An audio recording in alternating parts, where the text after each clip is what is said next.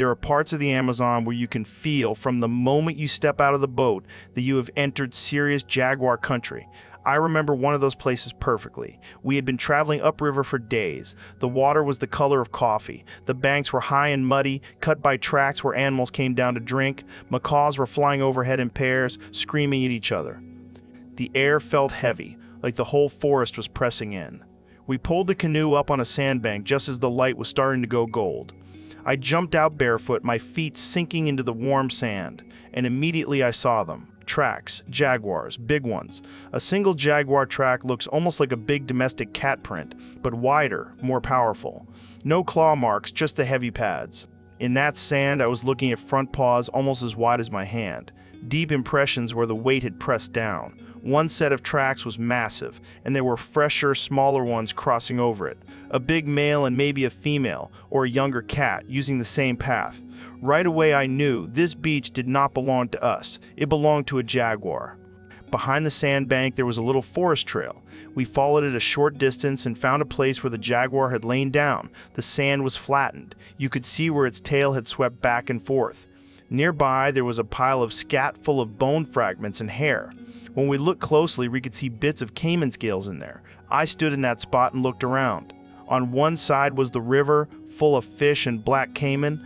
On the other side was dense forest, with peccary trails and armadillos and monkeys. The jaguar had picked a perfect place. From that position, it could see who came down to drink. It could smell who was moving on the trails. It could slip into the water or into the forest in total silence. That is what I mean when I talk about powerful jaguar territories. The deadliest jaguars are not just big. They are big cats in the best real estate. River bends with easy access to water. Oxbow lakes where animals come to drink and bathe. Flooded forests with caiman and capybara. Ridges that give a good view of game trails. Places where the forest funnels animals into predictable paths. If you spend enough time out there, you start to see that the Amazon is not just random jungle. It is divided into invisible kingdoms, and the jaguars are the kings and queens. Most people will never see a jaguar in the wild. They will hear about them, maybe see a track, maybe catch a flash of rosettes through leaves, and that is it. Jaguars do not want to be seen. That is part of what makes them so deadly. They are ambush predators. That means they do not chase their prey across open ground like cheetahs. They do not run their victims to exhaustion like wolves. They wait. They stalk. They position themselves perfectly and then explode with unbelievable force. Let me tell you about a night when I saw a jaguar do exactly that. We were on a small river at night, moving in a canoe with a single spotlight. The forest around us was a black wall. The sky was open above the water, full of stars. Insects were buzzing, frogs were calling, and somewhere far off a howler monkey gave one last roar before settling down. The beam of our light slid along the bank, searching for caiman eyes. There is a special glow to them at night, a reddish shine when the light hits just right. Then, up ahead, we heard a sound that did not fit. It was not the splash of a fish, it was heavier, a deep, sudden crash of water, followed by a low, growling roar that seemed to come from the river itself. We turned the light toward the sound. For a heartbeat, I saw nothing, just the churned surface of the water broken by waves. Then the beam caught a shape on the muddy bank. A jaguar, half in the water, half on land, its jaws locked onto the neck of a struggling caiman. The caiman thrashed, tail whipping, water flying in arcs, but the jaguar had it in a grip that was not going to let go. The cat's front paws were braced wide, claws dug into mud. Its head was twisted sideways, teeth buried deep where the skull meets the spine. That is one of the ways jaguars kill.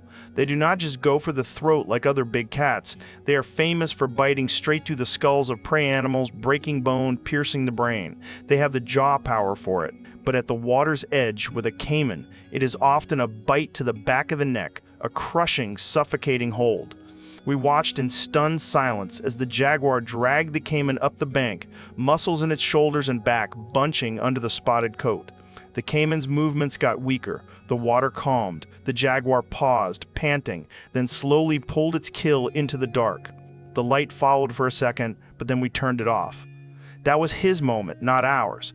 That jaguar was one of the true river kings, a male with a territory that included a stretch of river rich in caiman and fish, a cat that knew exactly where the caiman basked, where they nested, where they climbed in and out of the water. A jaguar like that has everything it needs: food, water, dense cover. Females moving through overlapping ranges. It will grow bigger and stronger than a cat scraping by in poor hunting grounds. It will have the power to take down anything that steps into its world.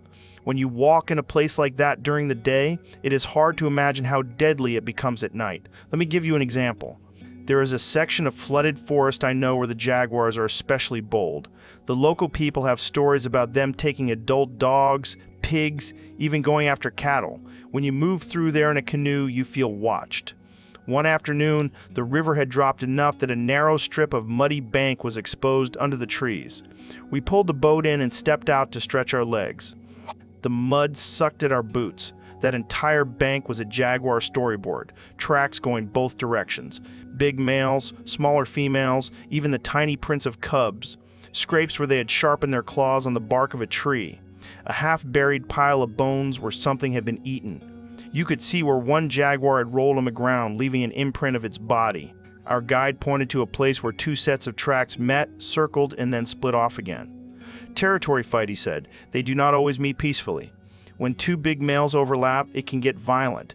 There are camera trap images of jaguars with torn ears, missing eyes, scars down their flanks from claws and teeth. They fight over the right to own those prime hunting spots. The deadliest jaguars are often those that have won those battles. We followed the tracks up a little game trail into the forest. The air changed. It got cooler, darker. The sounds from the river faded behind us, replaced by the soft drip of water and the buzz of insects. Then we saw the ambush.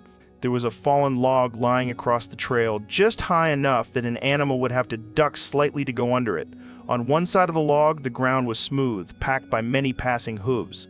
On the other side, hidden by ferns and vines, there was a depression in the earth, a place where a big cat had been lying over and over again. From that hollow, a jaguar would have a perfect angle. Prey comes down the trail. A tapir, a peccary, a deer. It slows to duck under the log. All of its attention goes to the obstacle in front of its face. It does not look to the side. From that hidden spot, the jaguar can launch itself in a single, silent leap onto the back.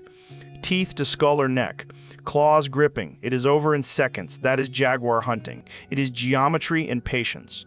Jaguars choose places where the structure of the forest gives them an advantage. A curve in a trail, a fallen tree, a narrow gap between rocks, a river crossing where animals have to gather. They watch the wind direction. They use the noise of the forest to cover their approach. They will wait for hours if they have to. People like me, moving in the same places, often do not notice until we are already standing where the cat likes to lie. You look down and realize your boots are in the middle of an ambush site. Suddenly, the forest feels very, very alive. Now let us talk about what everyone always wants to know, even though most people are afraid to ask directly. Do jaguars attack people? The honest answer is yes, they can. It is rare. They do not hunt humans as a normal part of their diet, but in the right circumstances, or the wrong ones, depending on how you see it, it happens. I have heard these stories from the people who live with jaguars, families who have been on those rivers for generations, hunters who know every curve of the trails. They tell these stories the way you might talk about a storm that came through and took a roof off a house. Not with superstition, with respect.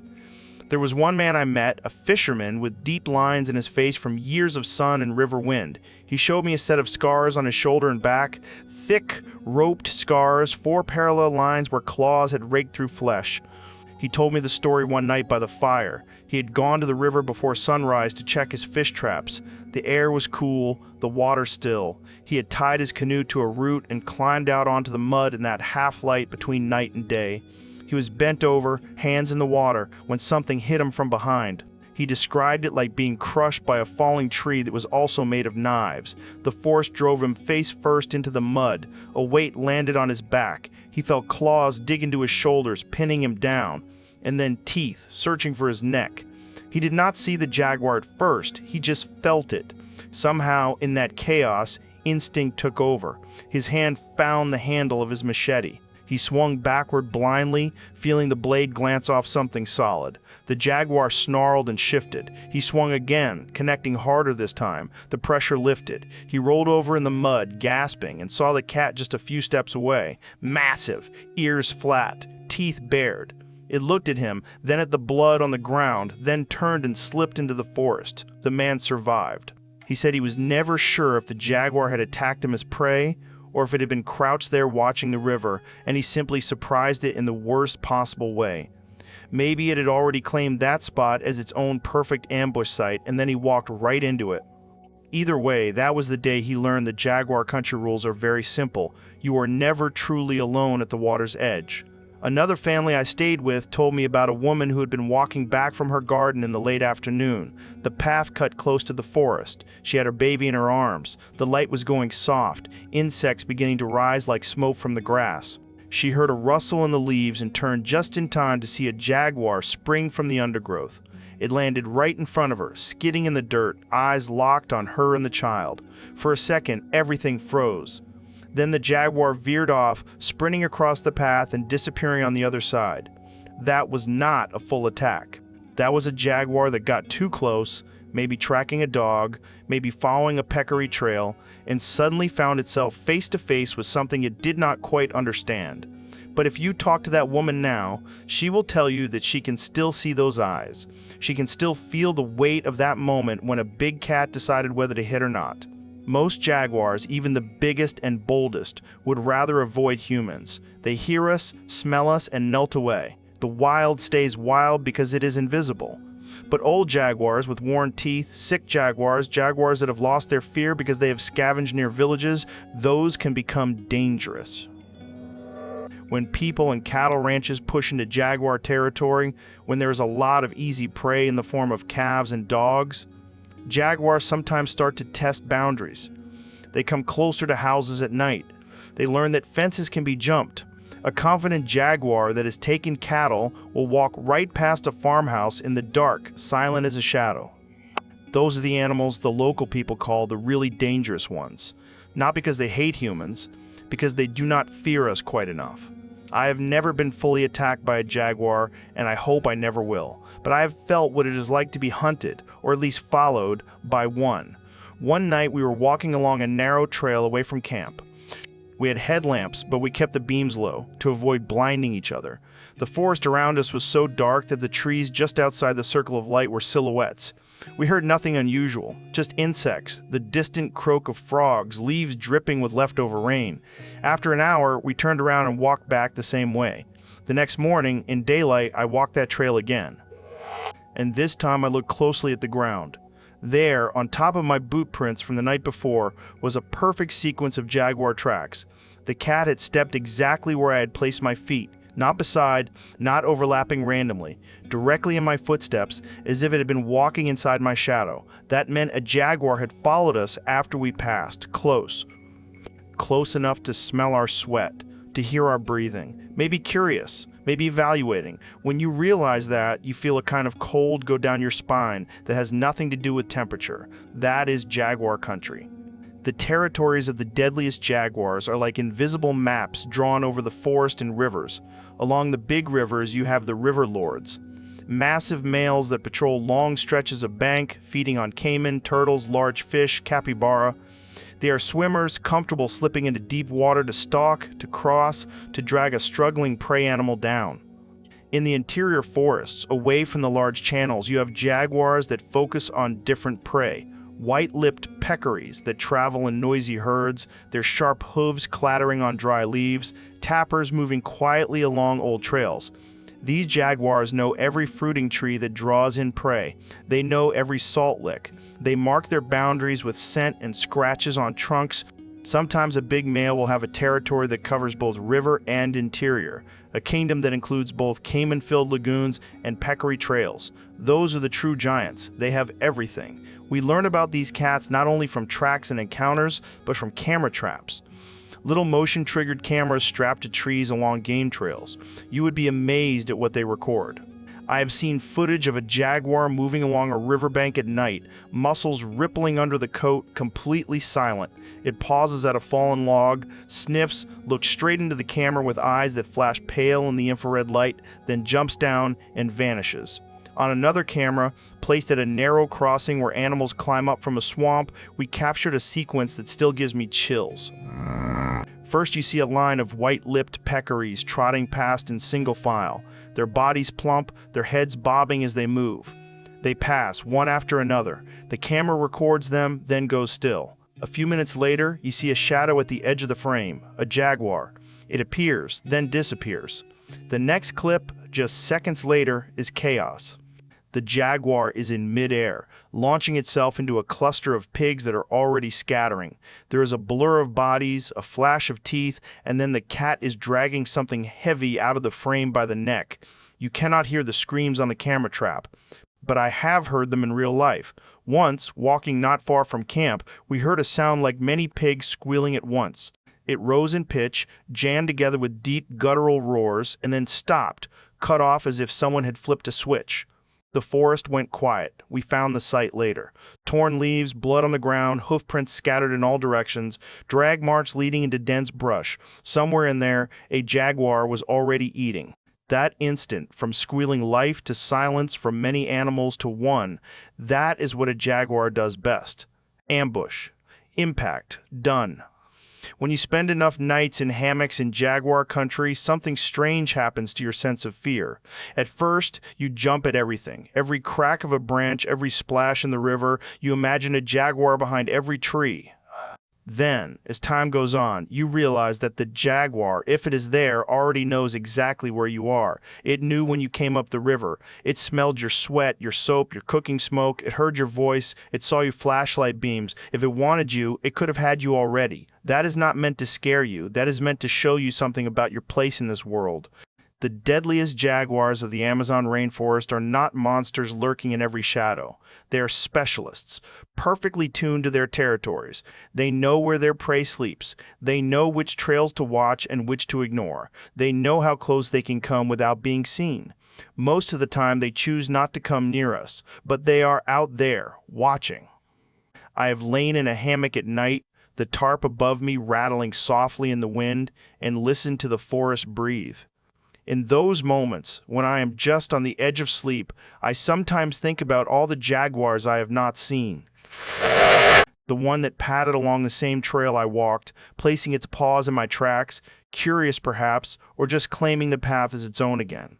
The one that lay in wait above a log, perfectly still, yellow eyes half closed, until a tapir came under and the world narrowed to a single leap.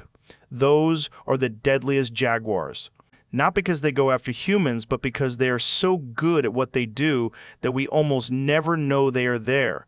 So as you lie there now, breathing slowly, maybe with your eyes closed, I want you to imagine the forest at night.